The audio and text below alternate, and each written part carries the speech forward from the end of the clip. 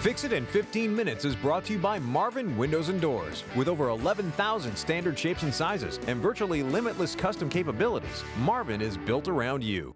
If you've got a garden hose that's leaking at the spigot like this, don't worry, because I'm going to help you fix it in actually less than 15 minutes.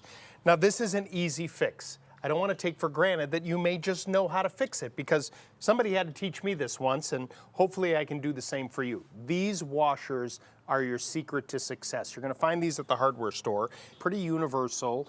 They come in different styles. It's just a few dollar fix.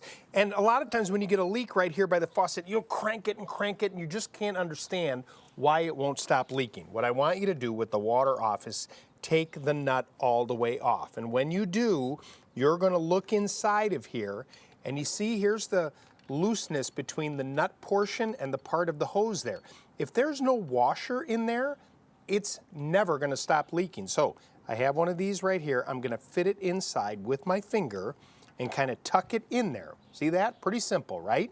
Now I'm going to place it back onto the spigot and tighten it back up.